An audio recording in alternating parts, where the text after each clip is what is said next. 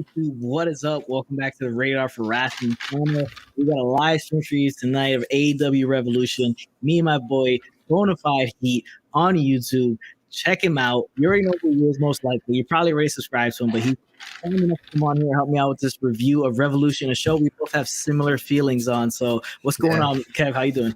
What's up? What's up, everybody? How you guys doing? You already know how I'm lit, bro. You already know. You already know it's pay-per-view time.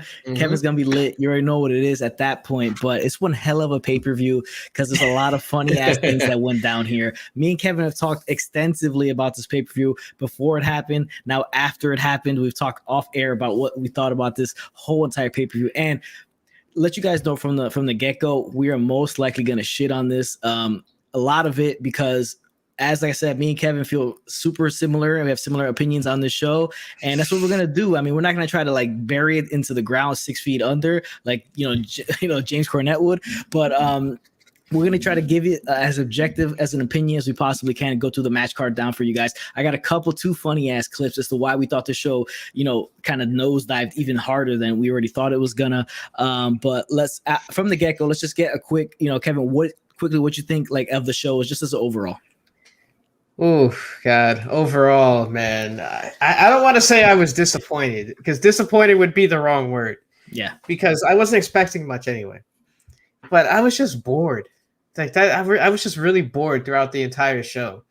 I was hyped towards the end. The last two matches were really good. The ladder match was okay. But I thought the undercard was just not good. Very underwhelming, man. You have dynamite matches like the best friends going up against Miro and what's his name, Kip Sabian. It's like Matt Hardy versus Hangman Page. It didn't feel like a pay-per-view. A lot of people are saying, "Oh, this is AEW's WrestleMania." I don't know. It didn't feel like it to me, man. It was okay. It was average. Yeah, it really was, and it didn't hit like as well. I mean, we didn't expect it to hit. Be honest with you, because like we weren't really feeling it from the card from the get-go, how it started, how it was coming together compared to last year's Revolution, where you look at the card from top to bottom and it's solid all the way through with that really good, Bucks versus Omega and Page match. You had Moxley win the title last year's Revolution. This one's kind of a bit of a fall off. We got our first thing in the chat. Yo, Elitas, what's up, dude? How are you doing? What did you think of the show, Elitas? Let me know in the chat what you thought about AEW Revolution, man. I appreciate you for tuning in and getting active in the chat, man. I really do appreciate that. But yeah, we both thought this was an underwhelming show. We'll give you like more or less a grade or out of 10 at the end of the stream. But let's jump into the buy-in, which is probably one of the more egregious things on the show, because you have Rio and Thunder Rosa taking on Britt Baker and excuse me if I get this incorrect, Maki Ito. I'm assuming that's the way how you pronounce it. I'm not feeling familiar with her, but her getup, her outfit that she came out with was kind of interesting. But yeah, this is a travesty that Baker and Thunder Rosa were on the pre-show. You tweeted about this, Kev, and you got a like from Thunder Rosa. Yes, so that's big time stuff right there. Yes, I did. Thunder Rosa, bro. That's my wife. She just doesn't know it yet. She doesn't know it yet. That's my wife, bro. Don't tell my fiance that Thunder Rosa's liking my tweets, bro. I'm gonna get in trouble. But it's oh god. First of all, I look like a mess right now. I was not prepared to be on camera. I don't think Thunder Rosa's watching, bro. I think you're good. No. Just in general, for anybody that is watching this, I look like a mess. Jesus Christ. But man, the buy-in, bro. Thunder Rosa should be on the main show. Why is the Twitch streamers versus the best friends? Why is that on the pay-per-view, but Thunder Rosa is not? Thunder Rosa is legitimately the best female wrestler that AEW has, and she's on the buy-in. She agrees with me. She agrees with everybody. She wasn't liking my tweet. She was liking everybody else's tweets I was tweeting about this. It's ridiculous. It's a travesty, bro. If you ask me, it's a travesty. God damn it. It really is. I mean, like I've said before, Britt Baker I think is the star of the division, whereas character-wise, promo-wise, Thunder Rosa may be like the best performer in the division. For you to have both of them on the pre-show after they got eliminated from the the tournament to see who will become AEW Women's Champion or face Shida tonight at Revolution, I thought it was a mess. It was a disaster. But Baker and Ito got the win. I don't know what they're gonna do with this going forward. How Thunder Rosa and Baker get involved later on, because Nyla Rose in the title picture, you saw her come out at the end of the women's title match, but yeah, I'm going to give this one kind of like a big thumbs down for me because, like you said, there's a travesty that both these women are on the pre-show and on the main card. Can I say this too real quick? Yeah, I forgot to mention this in my review that we did. Zelina Vega. A lot of people thought Zelina Vega was going to be the mystery partner. And I'm like, bro, nobody's going to want to work with her, bro. She supports unionization. No wrestling company is going to pick her up. She's done. Yeah. She signed her death note, whatever it's called, her death sentence, when she supported unionization. It's over. And then we get I forgot the female's name. I don't know how to say her name. Okay, you say it better than I do, but it was Maki Ito. That's what we got. Yeah, Maki Ito. Like, she seems really nice. She seems charismatic. She seems awesome. I don't watch Stardom or wherever she came from, so I'm not privy to her at all. But it was all right for what it was. I wasn't expecting a lot from this. Yeah, neither was I. It was kind of last minute. Oh, the buy-in is so and so this, and they just kind of changed it up. But it was what it was. But yeah, I do agree with you on all that stuff. Yeah, especially her talking about unionization and Zelina Vega. She has that black cloud over her now. Even with this company being run kind of by the wrestlers itself, they're still not going to want that around because they know the kind of money that costs, the kind of headaches that may cause them as unionization begins, that whole process and all that stuff like that. So yeah, she's got a black cloud unless somebody ends up doing unionizing. That's the only way she's probably going to show up eventually. But next thing on the show was the actual first match of the actual show on pay-per-view. Was the AEW Tag Team Championship match. You had the Young Bucks Tag Team Champions taking on the Inner Circle's Chris Jericho and MJF. For me, this match had some stops and goes that kind of ruined it for me. Like the weird, Meltzer driver that was reversed, but I think Nick Jackson still does the somersault in, misses, and I think it was like too much. They should have slowed the match down a little bit. Like I said on your review that you're dropping on your channel, make sure you check that out at Bonafide Heat. Links in the description below. I did a review with him. I talked about the same thing where they should have. I'm not a huge fan of the Bucks, their style. I respect everything they do in the ring, their accomplishments, all that good stuff, but they're just not conducive to what I like in professional wrestling. So for me, they got to slow it down sometimes, especially when moves start getting lost in translation. You have like stuff that's super choreographed or a lot of stops and goes, all that stuff like that. So I just think they should slow this match down. And the ending is just like, okay, the Young Bucks win. Papa Buck storyline. I mean, the dude got what he deserved. Look at the way he dresses. I mean, Papa Buck got what he deserved in the end. It didn't have the same impact. The fact that they beat up his dad, but nobody really cares because they found it entertaining. And yeah, this match is lackluster. No Sammy Guevara, and it was just kind of just there. It is what it is. Yeah, they opened the show with this. I guess they really had no other choice but to open the show with this match.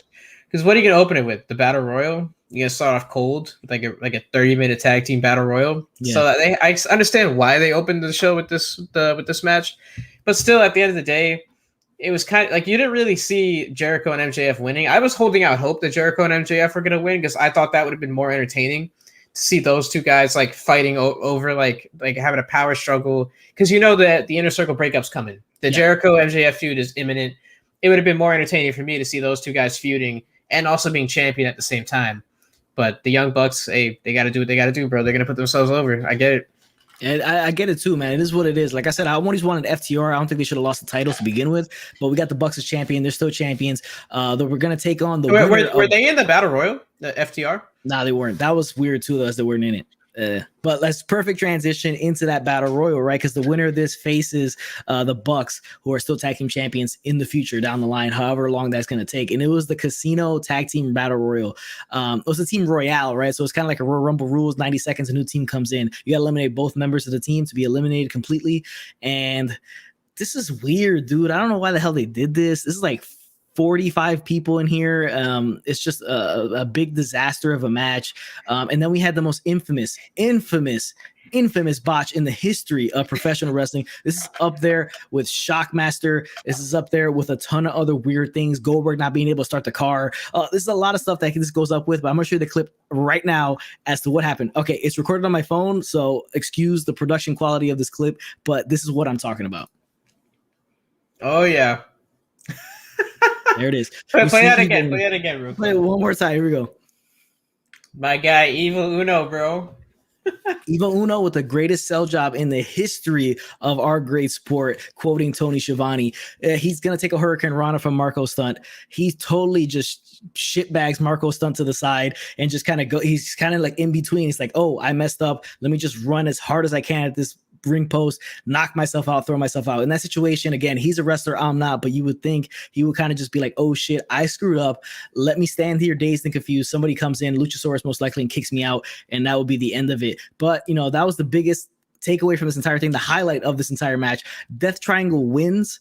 You have Phoenix eliminating Jungle Boy Jack Perry, so he gets a match, I think, against Matt Jackson this Wednesday. But I just thought it was whack. It's a terrible concept to have all these people in the ring and tag team it. So I just thought it was bad. It's another like, you know, mild match in a series of mild matches.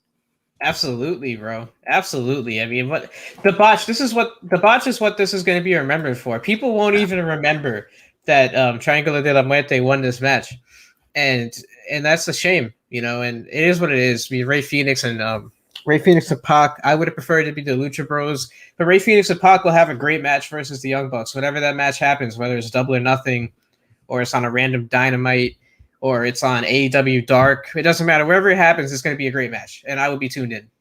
Yeah, it will be. It'll be an awesome match. So we'll see it end up going down. But this is not the way to get to it. But it happened. Whatever happened, happened. Michael, my brother in the chat, he said they needed more explosives. Yes, they did. We'll get to that a little bit later on as to why they needed more explosives, because that was an absolute shit show. I have a clip for that too. So don't worry, guys. You're going to see what we're talking about if you haven't watched it. But it's I don't know. It's just a disaster. I don't want to get riled up about it now because we still got a couple more things to get into. And I don't want this to be like a 40-minute shit on AEW, you know, segment. Even if I have my AEW hoodie on and I'm like, I have a video in the archives of how AEW is better than WWE. Breaking news: I'm going to make a second upcoming video talking about that and how mainly this pay-per-view changed my opinion on that. So stay tuned for that video when it drops. Let's get to the next match on the show, and this is the one we talked about earlier: Hikaru Shida, Ryo Mizunami for the AEW Women's Championship. This match was like, it was hard hitting, but I kind of feel like they kind of knocked each other out, made each other a little bit loopy here, and the match just didn't hit. Maybe because you're not super excited about Mizunami being in this situation, or maybe because we wanted Thunder Rosa in this situation, or Britt Baker in my case. So I just feel like this match didn't really hit. It was kind of just like, kind of get it over with at a certain point. And you know, it just really wasn't there for me, the entire thing. I think it's mostly because of the way the whole, you know, tournament worked out and played out and how we got to this. After the match, you'd have Nyla Rose, Vicky Guerrero, Britt Baker, and Rebel attacking everybody in the ring until Thunder Rosa comes out with the save, and Shida retains her title here. So Kev, what do you think about this match? Oh god, we got to talk about the post match, dude. Yo, bro, the post match. I love how everybody's running away from the Latina, bro. Everybody runs away from Thunder Rosa. You have these massive women like Nyla Rose out there. Out comes Thunder Rosa. They all run away. Yeah, that's chocolate power right there, man. That's what that is. It's awesome. Yeah. You love to see it, bro. You love to see it. That would have been actually dope if she would have came out with the chancleta and just like started hitting people with that shit. Oh yes. Oh yeah. My god. Yeah, she would have came out, started screaming. Yeah, that would have been funny. But I mean, the match, it was what it was, bro. It was what it was. It's somebody that most people someone's challenging Shida that most people that watch wrestling don't know who they are. A very small minority of the audience knows who her opponent was. I don't want to butcher her name, Ryo Mizunami. Yeah, Mizunami. Yep. And this match went 15 minutes, and I get what AEW is trying to do. They're trying to show, look, we do care about our women. We do want to see our women succeed. And some people that like this match, they like this match. People that love wrestling, in-ring wrestling, will love this match because there are two women that can go. And that's just not my style. I watch wrestling for storytelling. I don't watch wrestling to see two people, whether it's man, woman, I don't care, gender, I don't care about any of that. I don't want to see two people beating each other up with stiff forearms. Mm-hmm. It's not my take. And that's kind of what not my taste. And that's kind of what they were doing. And the crowd was kind of bored. And I think everyone at home was bored too, for the most part. The majority of the people were. Yeah, and that's totally like on point right there. If you're not really into this style, you're not really going to be into it because there's no hype to this. It was like a tournament that was kind of all over the place. The Japanese side, you didn't really see it unless you went out your way to go see it, right? It wasn't in front of your face. And, you know, I think that's what hurt it in the end. And it's just something that nobody really cared about. Elitist in the chat, legit AEW was giving me TNA vibes tonight. I mean, you ain't wrong, brother. You ain't wrong. Like, you're pretty much spot on there because it was trying to hit that apex of TNA, and especially with the announcement of the mystery superstar who was Christian Cage, that gives it even more of a TNA vibe. But yeah, one of my close friends said that too. He was like, "Bro, AEW is reaching like they're peaking on that TNA territory right now." Yeah. You have Sting wrestling, you got Big Show making appearances. Mm-hmm. The list goes on and on. Jericho. It feels they're not there yet. Yeah, I'll still give them the benefit of the doubt because they've had two bad pay-per-views in their inception. every other pay-per-view besides All Out last year and this pay-per-view, I thought have been really good that AEW's done. So I'll give them the benefit of the doubt for now. But they're all like they're on that trajectory at this point right now. All they really need to do is go head to head with Monday Night Raw, and then they're pretty much there. But yeah, there's so many things that like was wrong with this whole setup to this match, and Shida gets the win. So we'll see who she faces later on after this. I don't know. I'm kind of soured on the whole women's division in AEW. I think they just don't treat it correctly. They don't know exactly what to do with it. But it was what it was. Shida's still your AEW Women's Champion. Next thing on the show is Orange Cassidy versus Chuck Taylor against Miro and Kip Sabian, the Twitch streamers. This is one. You take the lead on this one because I always know how you feel about all this going on here with the Twitch and everything. The Twitch streamers, man, they should be called the Twitch streamers. I don't understand why they don't call themselves that, because like that's their gimmick. These guys play video games. Awesome. Rusev and Kip Sabian play video games. They still call Rusev the best man. Didn't Kip Sabian and Penelope Ford get married already? That was so beyond corny when they did that spot in the match where Rusev accidentally hit Penelope Ford, or he pushed Kip Sabian into Penelope Ford, and Tony Schiavone screaming like, "Oh, he doesn't care about his best man's bride." Like, bro, give me a break. This match did not belong on the card, though, man. It did not belong on the card at all. It didn't. Like you said, it should have been on the buy-in this match because it didn't have nobody really cared about any of it. Miro's been floundering in the spot they put him in with Kip Sabian. Orange Cassidy for me has just been like completely just watered down to what he was because he's been overexposed. Chuck Taylor, there's no Trent. So I mean, do you really want to see the best friends at this point? It is what it is. Yeah, they got to get Miro away from Kip Sabian, get Miro into his own thing. Maybe he'll succeed in that. And if he doesn't, then it's on him. It's not on WWE. It's not on AEW. It's on him in the end. But he's an entertaining guy. If, you know, he seems like a funny dude. He's an entertaining dude, but I want to see more out of this. But Miro and Kip Sabian get the win. Pretty much it. Another mild match in a series of mild matches on this pay-per-view. Elitist in the chat. Kevin loves Twitch streamers, Maggle. Shots fired. Yep, I love it, Maggle. I love it. They stream on Twitch, Maggle. That's what they should have had this match live on Twitch so we wouldn't have to see it. We, you know, part of the pay-per-view. But next thing on the show, big money match. I know there's another one of your favorite things on the show. Hangman Page, Matt Hardy, take the lead on this one. There's another one of your favorite matches. Let me know what's up. I'm gonna ask everybody that's watching this right now. Do you care that Matt Hardy or Hangman Page was gonna win the other's money for the quarter? Like that's the big stipulation. Oh my God, I'm gonna lose money for the quarter. Bro, Matt Hardy's rich beyond his wildest belief from all his years in WWE and TNA. Yep. Why does it matter if he loses like a couple $100,000 from AEW? God, bro. The stipulation, like, Matt Hardy is a creative genius, bro. This is the same guy that created the Broken Matt character, the Broken Matt gimmick, the Broken Universe. He made a whole freaking universe inside of wrestling. But the best stipulation he could come up with for his pay-per-view match is, oh, my quarterly money's on the line. I refuse to believe it, bro. I don't know what this was. It was just there. It was a filler match. It literally was just there.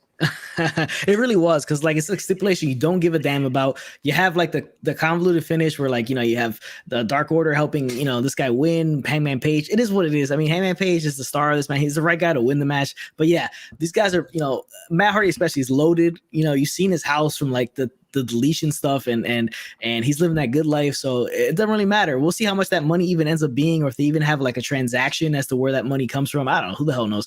Elitist in the chat, Matt Hardy loves going broke and getting concussed. Maggle, Jesus Christ. I love it, Maggle. Oh shit, he does love it, I guess, right? He seems like it. But yeah, that match was what it was. Mild match after mild match after mild match. Matt Hardy's broke. I mean, like, honestly, because like I assume he makes more money off of other stuff than he does from his AEW contract, probably. Yeah, dude. You know, he's living off those WWE reserves. He's good. Next thing on the show, let's get to this. The Face of the Revolution match for the TNT Championship opportunity. I think the name of this Face of the Revolution is just a trash name. It's corny as hell. Surpassed by how corny the actual thing they were trying to reach in the ladder was, which is a big fat ass gold ring. I mean, the thing was a brass ring. It's like this fucking big. It's like a big ass donut. I mean, you know, it's probably like I don't know. It'd probably be like the Hulk's cock ring in the end. It's just some crazy shit how big this thing was. It was thick. It's like that. Like it was super thick. I mean, Jesus Christ. It was nuts how thick that thing was, right? So like they're going for this stupid ass thing that looks comical as hell. Now the mystery person is none other than Ethan Page. Ethan Page, I mean, the guy is part of Impact. Oh my God, it's Ethan Page. He's a big star. I love AEW. Oh my God. There it is. Oh my God, I love it. He's a mega star. Yeah. He's like the biggest thing like possible that they could have gotten on the show, right? Like Ethan Page, that's the guy. Like fuck, we're bro, like, you know, we're on top of the world. I was on my hands and knees praying to the wrestling gods that it was Ryback. So for God's sake, like I needed something to get people's attention on my review. Like you need something. We all need something to clickbait. If Ryback would have been the mystery opponent, oh God, the wrestling gods didn't give it to us though. That would have got people so pissed off, bro. Could you imagine how mad the AEW hardcores would have been if Ryback was the guy? Yeah, I mean, that would have been clickbait heaven right there. You should have put a thumbnail of Ryback and everybody would have been clicking on that shit like nonstop because Ryback's back in wrestling and people tend to care, but we got Ethan Page is what we got. I don't know. He's a two-time Impact champion, so I guess that's something to hang your hat on. He's a solid guy in ring, but just really doesn't really do it as like a big surprise, big shocker. You know, Jonesy Chats Wrestling, a buddy of mine on YouTube, he called this one, so shout out to him for calling this. What you think about Cody getting that like injury with the shoulder thing and being dragged out and coming back? That's Cody, bro. Cody's gonna book himself in the big drama-filled angles, bro. Yeah. Every Cody match is so overbooked. He's gonna make himself the star of the show somehow. Yeah. And then he comes back, and then at the end you have Scorpio Sky and him on top of the ladder, and Scorpio Sky just tosses him, and this guy takes a shit fall, boom, lands hard on the mat. Then you have Scorpio Sky grabbing that big ass brass ring, the big donut ring. He is your winner, and he will face Darby Allin surprisingly this Wednesday for the TNT Championship. Damn it, pal! He grabbed a brass ring, pal.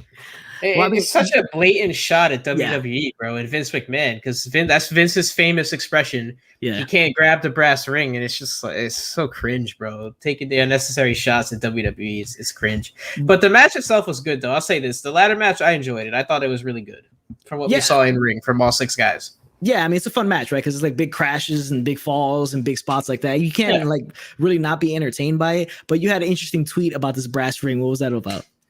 So I pretty much was just like, look, it's not funny, bro. Like it's an obvious shot at Vince McMahon, and it's not funny.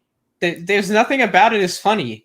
Why do you go out of your way to acknowledge WWE and like do these inside baseball terms? I get it, they're catering to their audience, but bro, it's just not funny, man. It was funny when Cody did it the first time where he smashed Triple H's throne at Double or Nothing. It was funny when Chris Jericho was like, oh, he came from the place of bad creative. Like, that was a funny line. But you're going to go ahead and have a whole match stipulation built around taking a shot at Vince McMahon. It's run its course, bro.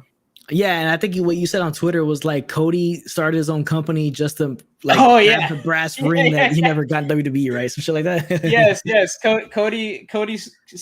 Cody founded his own company to push himself and to have himself grab the brass ring that he could never grab in Vince's company. There you go. Shots fired. That's funny stuff. But I mean, it comes off that way. Like, surprisingly, he didn't win it, right? Because if he would have won it, it'd have been the biggest fucking like troll thing ever. Him holding that big ass brass ring, probably holding it like right here, his face in the middle, and just kind of staring daggers at Vince McMahon and everybody in Connecticut. Like, this is what I couldn't get over there. I got it. I gave it to myself here. and literally, he books the shows. He's an executive. He could just book himself to face Darby Allin again for the 100th time anyway, if he wanted to. Yeah, it's interesting shit, man. It really is. It's just some of it's kind of odd, but it was a good match. It's fun, entertaining match, right? But it's just like, what about it? The brass ring kind of throws you off, and Ethan Page it's kind of lukewarm. Like, stars show up, but shout out to him for being in AEW now. So let's get to the next thing, and it's a surprise mystery man that was teased all week by Paul White. Everybody's speculation running wild. Everybody thought it was going to be RVD. Is it going to be CM Punk? Is it going to be Batista? Is it going to be Kurt Angle? Is it going to be Brock Lesnar? Is it going to be who it was? Christian Cage. And it was Christian Cage. Christian Cage comes out very lackluster. It's just kind of like, let's do the countdown. Boom, boom. It's Christian Cage. He comes out. He grabs the contract, the podium, walks in the ring, signs the motherfucker in the ring, and then that was pretty much the end of it. So what are your thoughts on Christian Cage being in AEW?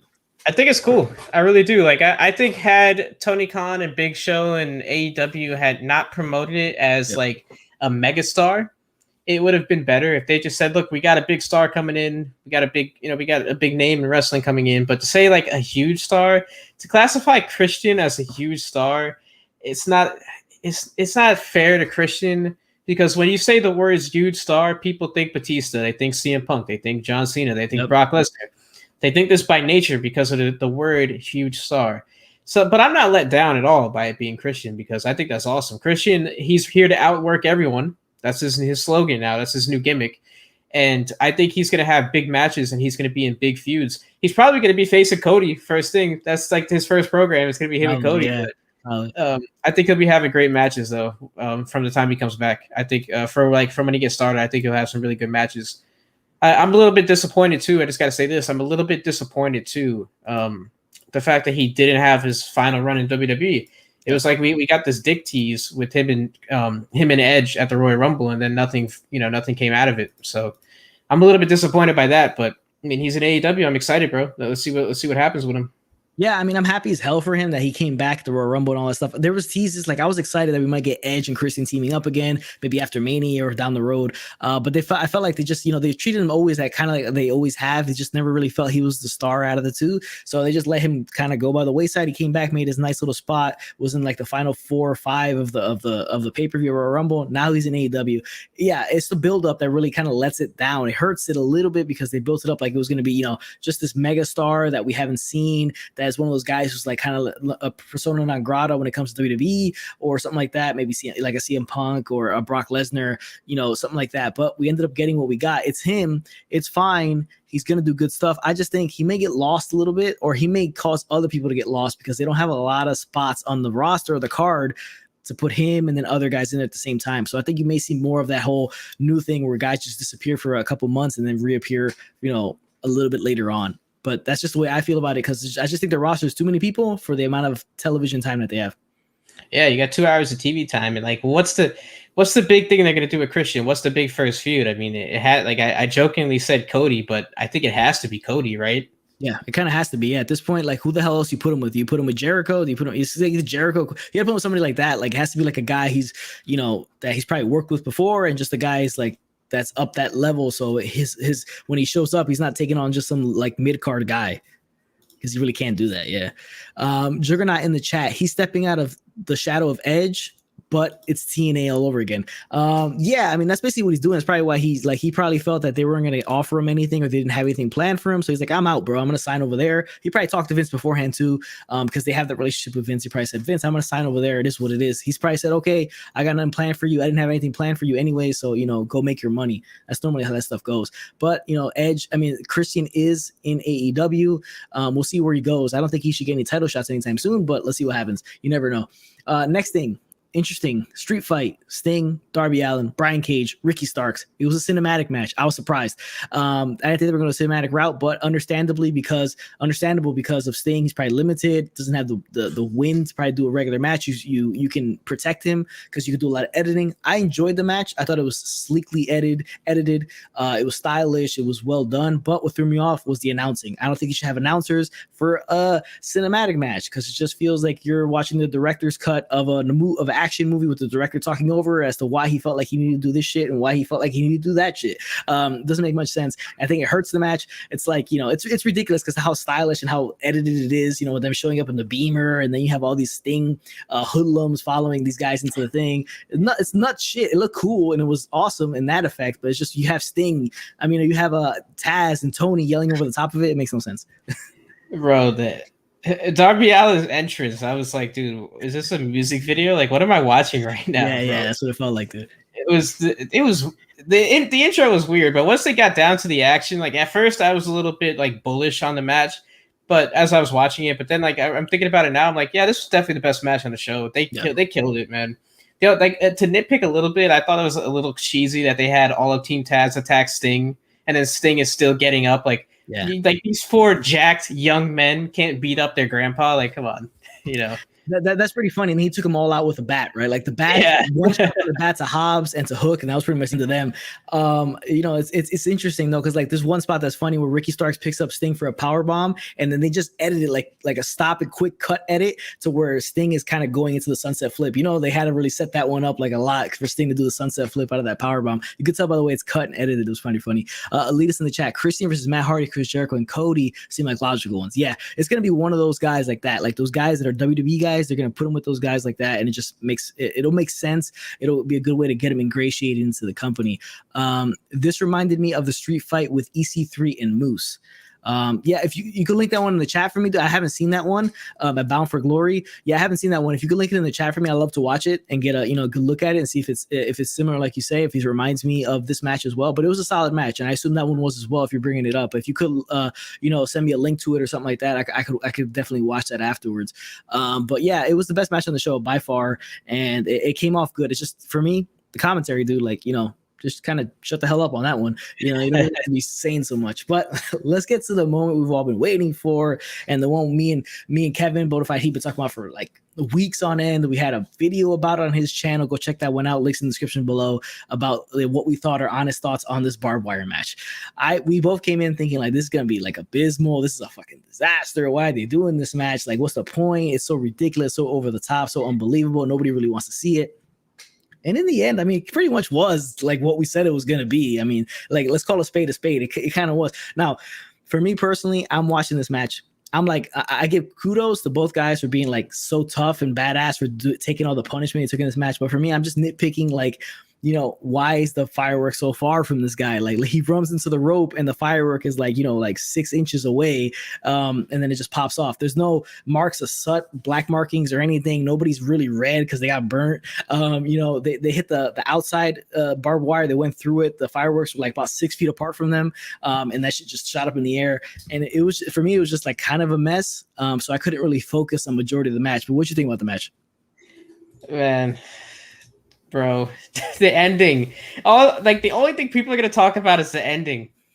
That's it. That's all people are going to talk about from this match. It's unfortunate because the match was really good. Yeah, the match was really, really good. It was better than I expected, man. It really was. Like I can't sit here and say it was shit. It was not shit. It was okay. Like it was good. It was not what I expected though. It was not. It wasn't what I expected. I thought it was going to be really cringe and tough to watch. Yeah. They incorporated like the hardcore deathmatch style, and if that's what you like, that's what you like. Me, it's not. I'm not a big fan of it. It's not something I'll seek out.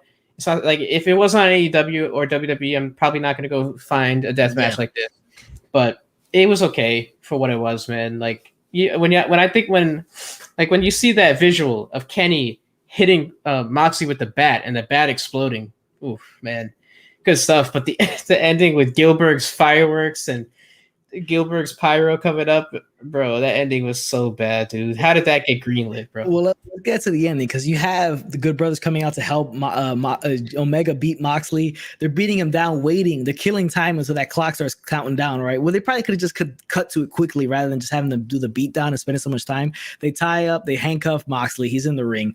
He's there. And then here comes Eddie Kingston to kind of come in and save as the clock is ticking down. Oh my God, Eddie Kingston's trying to get his boy up. He's trying to get him out. Wake up, John. I'm trying to save your life. Oh my God. It's like some Pearl Harbor shit. And then you're just there waiting for it. And then it's going to click down. And then here comes Eddie Kingston at with 2 seconds left. He's just going to cover his fallen homie and just cover him and take the blast for him. And this is what we get right here. I'll play the clip for you guys right now. Yes, sir. This is what we get. Gilbert's pyro, man. That's pretty much it. That's what you got right there. I gotta give credit to Eddie Kingston. Bro. Eddie Kingston sold the hell out of that spot. Yep. Eddie Kingston laying there knocked out. Eddie Kingston looked like he just got shot in the stomach or something, or like he had a heart attack. Eddie Kingston sold it very well, man. I'll give him that. He's a hell of a class performer, man. And the story that they were trying to tell, if this ending had been what they had hoped it was, and it looked like a legitimate explosion, and they could have pulled off a magic trick type deal, it would have been a great story, man. Mm-hmm. It really would have been. It would have been A1, man, if they would have been able to do it right. But they didn't. That's the problem, right? So like for me, it's like, how are you going to go into this not being 110% 110, 120, 150% sure that this is going to pop off like you want it to. You want it to have an amazing effect, even if the match was what it was. If you're into it, if you're not, you didn't like it, you liked it, you wanted this ending to be what catapulted the next story afterwards. Eddie Kingston's babyface turn, Eddie Kingston making a big run after this, helping his, taking the bullet for his boy, all this stuff. But you got what you got. I mean, literally, Jon Moxley just said online that, Kenny Omega can't build an exploding ring for shit. And he's right, because look how the way this turned out. You can never go back to it. You can't, like you were saying on your video, you can't have Eddie Kingston come out the next night and be like, the next Wednesday and be like, oh, look at what happened. Look what I had. I took this for my friends. You can't show it again because how shitty it looked on TV. And that's the main problem. WWE, you can give them shit for a lot of stuff, but they wouldn't have had this come out so cheesy and so poorly done. It's just difference in production, to be honest with you. Let's go to the chat real quick. Always Talks Wrestling. What's up? Welcome to the live stream. This was a great show, in my opinion. The ring exploding thing was a dud. All right. I mean, some people like it, some people don't. I mean, it's all subjective in the end, but the ring exploding, I think we could universally agree on 99.9% of people just hated that shit and looked terrible. I don't think you could really defend the exploding of the ring. Juggernaut in the chat. This was like when you were expecting Goldberg, but you get Gilbert and Lane Pyro. I mean, yeah, you pretty much got Gilbert in the end instead of Goldberg. Juggernaut, if it was like Eddie smelled a bad fart and got knocked out. Yeah, I mean, the way he collapsed, pretty much. Yeah, I mean, it's a consummate professional the way he handled it, right? Because like he knew it was, he probably knew it, like just covered up that it was pretty much like shit. So he kind of just, it's a professional move for him just to kind of like really play along and keep try to go. Yeah. Always Talks Wrestling. I thought the whole ring would explode. To be honest, these fireworks that went off is what Goldberg goes through every entrance. Yeah, you're right. Man, I mean, it's true, bro. If Goldberg can eat his pyro all the time, this should not hurt anybody. Yeah. when the Undertaker at Elimination Chamber, when the Undertaker got when the fireworks got the better of the Undertaker at the Elimination Chamber, bro, that was a better moment. Yeah, the dude literally got burned. That's some real shit right there. Yeah, that's some real shit that they should have had. I mean, not to say they should have had it here, but like, that's like you compare the two and it's like it's a big fucking thing. Man. Always Talks Wrestling. The Mania entrance fireworks was better than this. Yeah, you're right, dude. I mean, like these fireworks were just trash. Like again, how can you go in this not being completely and positively sure that's gonna pop off the way you want it to? Let's go to the clip again, man. It's just embarrassing. It's not that's not an explosion, bro. That's not an explosion. It's not at all. It's not. It really isn't. Yeah. God bless Eddie Kingston, bro. Yeah. Eddie Kingston should get a freaking Grammy, Oscar, Academy Award, whatever. Like, I know Grammy has nothing to do with anything, but he should get a Grammy anyway. Yeah. Like every freaking award in known to man in entertainment, bro. He should win a Tony. Give him every award. Yeah, give him anything for this, anything and everything for this, because how good a job he did trying to sell us that. And then you have fucking Excalibur trying to hype it up like, oh my God, it's the end of the world. It's a massive explosion. So they dropped a nuke. It's Hiroshima all over again. Like, it's happening there in the middle of Jacksonville, Florida. But it was a fucking disaster. The fact is, you knew the shit wasn't going to be crazy when you saw how close the fans still were. So they're like, the other wrestlers, they still were pretty close there. Like, what happens with the cameramen? Like, that's another thing. I'm nitpicking this shit. It's going to blow up. Well, what about the cameramen? They're just chilling there. Like, are they gonna die? Like, what the hell's gonna happen? Bro, I almost made the drive to Jacksonville because Jacksonville is not too far from me. So I almost made the drive to Jacksonville to go to the show, and I'm glad I did it. I kind of wish you did, be honest with you. You had a bird's eye view of like the shit show that was the ending right there. Yeah. Yeah. Give a live drunk review in my hotel. Yeah. I mean, and to be honest, like the fans were booing it. They were booing it. As soon as it happened, they were booing the shit out of it because it was bad. It looked really, really bad. It was bad. Juggernaut says this is when the ring was supposed to break. Yeah, you could have done some shit like that. Like the explosions caused the ring to collapse on itself. I mean, something, dude. But what they got was absolutely horrible. Always Talks Wrestling. In my opinion, the street match was the best match. Yeah, me and Kevin on the same. Me and Bonafide here the same. Best match on the show by far. But that's the way the show ended, man. I'm gonna be honest with you. I'm gonna play this fucking Evil Uno clip again. I think it's just hilarious. I mean, just look at this shit. Bro, John Cena pushed him, bro. So John Cena's actually in AEW. Holy shit, dude. That's 200 IQ right there. That's honest to God. That's cool what happened right here. I mean, that's the way they could play it off in the end. They could be like, oh, you know what? There's the invisible man was here and he kind of caused it. But it'd be funny. Yeah. Exactly, bro. You can't see him, So John Cena's an AEW, pal. You heard it here. John Cena signed the contract. He's the real superstar. It wasn't Christian Cage. Christian Cage was they did that for just the show, but John Cena's really the huge star they got. Yeah, one hell of a swerve. Must be Vince Russo booking that one, right? It's one hell of a swerve you threw out there that this guy was under your nose the entire time. He's one of the in the beginning matches, John Cena and AEW. Tony Khan is a salesman. Tony Khan got John Cena to come in and do a battle royal on the undercard, man. Yeah, you would think time. John Cena would like attack Kenny Omega or something, but nah, he did the undercard, man. It's crazy. Yeah, he did a random tag team battle royal against Evil Uno. He decided to debut against. Always talks wrestling. Isn't Revolution supposed to be the WrestleMania of AEW? Nah, I think it's supposed to be like the WrestleMania of AEW. I think is Double or Nothing, right? Or All Out. Yeah, it's Double or Nothing. I think so, right? Like Double or Nothing time. Yeah, Double or Nothing. That's their end all be all. People were saying that this match is better than, or this card was better than WrestleMania, or is going to be better than WrestleMania, bro. Relax, bro. WrestleMania's got to be real shitty for this one to be better than that one. Yeah, relax, bro. Yeah, relax. Always Talks Wrestling. The Christian joining AEW was a dud as well, in my opinion. I mean, like the way, because it was the way it was built up. The fact that it was built up so crazy, it was a dud in that aspect. But I think Christian being there is cool. I mean, that's the guy I picked. I predicted was going to be there, and I was right about it. A lot of people were, but yeah, it's just there was too much hype for that shit for it to be like that awesome. Juggernaut, they need some bad moments to look back on. I guess. I mean, these are learning moments. Maybe you learn from your mistakes. You learn from this type of shit that in the future, let's not do it again, or let's make sure we test it 7, 8, 9 times before the event to make sure that it comes off well. It's an absolute disaster. I mean, I'll play this clip one more time before we sign off here. It's just none of it comes even close. I mean, none of it comes even close to touching him. He sells it like a champ, though. He really does. Collapses on top of his best buddy, but that was what it was. I mean, that was AEW Revolution. What are you gonna give it? Let's give it a letter grade. What would you give AEW Revolution? A letter grade, I have to give it a D. Eesh. Got a lot of hate for that one. What do you think? I have to give it a D, man. I gotta be honest, bro. I gotta call it like I see it. You have a terrible ending. You have a bad undercard. Yeah. You have really 2 good matches, and that's the street fight and the main event. And then you have an okay ladder match. Like, that's not enough to give it anything more than a D, in my opinion. Like, if you take out the ending, I give it a C. If the ending was normal, or if they just took out the ending completely and they just had the match end with Omega beating Moxley, I give it a C. Yeah, I get what you're saying. I wasn't a fan of maybe it's because, like I said, I'm staring too much at the other shit, like the fireworks, how far they are, and I'm trying to nitpick as much as I possibly can. I'm gonna go to D-, just because of that. Maybe I would have went with you, or would give it a D+ or some shit like that, because if I would have paid attention more to the in-ring stuff, I was too worried about the fucking fireworks and all that stuff like that. I was just too nitpicky, but I'm gonna give that shit a D-.